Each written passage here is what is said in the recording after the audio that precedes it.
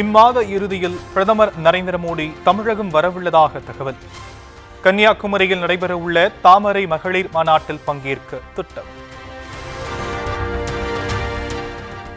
அதிமுக தலைமையிலான வெற்றி கூட்டணியில் பாஜகவுடன் பாமகவும் இணைந்ததாக எடப்பாடி பழனிசாமி அறிவிப்பு.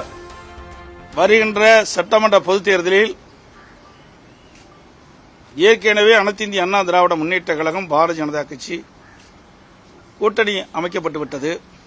எங்கள் கூட்டணியில் பாட்டாளி மக்கள் கட்சி இணைந்துள்ளது. இயற்கையாக அமைந்த கூட்டணி தேர்தலில் வென்று திமுக அரசை தூக்கி எறியும் எனவும் உறுதி.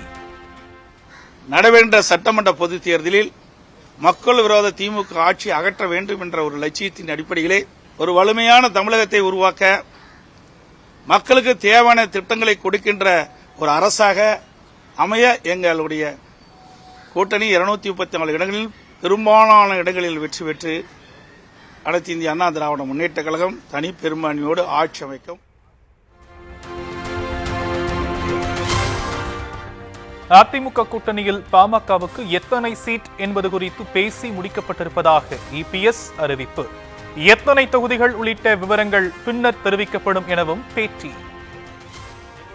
கூட்டணியில் தற்போது பாட்டாளி மக்கள் கட்சி இணைந்திருக்கிறது. இந்த தொகுதியினுடைய எண்ணிக்கை நாங்கள் முடிவு செய்துவிட்டோம். மற்றதெல்லாம் பின்பு அறிவிப்போம்.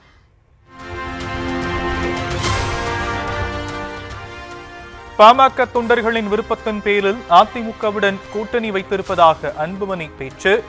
மக்கள் விரோத திமுக அரசை அகற்றுவது ஒன்றே நோக்கம் எனவும் திட்டவட்டம். நோக்கம் மக்கள் விரோத திமுக ஆட்சி, ஊழல் செய்கின்ற திமுக ஆட்சி, பெண்களுக்கு எதிரான திமுக ஆட்சி, சமூக நீதிக்கு எதிரான திமுக ஆட்சி, அரசு ஊழியர்கள், மீனவர்கள், மாணவர்கள், தொழிலாளர்கள், அத்துணை உழைக்கின்ற வர்க்கத்திற்கு எதிரான ஒரு ஆட்சி, ஊழல் ஆட்சி நடைபெற்றுக் கொண்டிருக்கிறது திமுக ஆட்சி. அதை அகற்ற வேண்டும் என்ற நோக்கத்திலே அதிமுக தலைமையில் ஆன கூட்டணியில் நாங்கள் இணைந்திருக்கின்றோம்.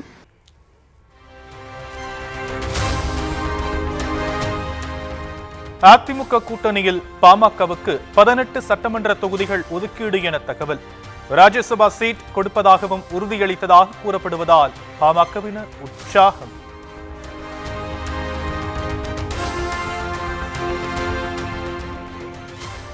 இன்று பிற்பகல் டெல்லி செல்கிறார் அதிமுக பொதுச் செயலர் எடப்பாடி பழனிசாமி.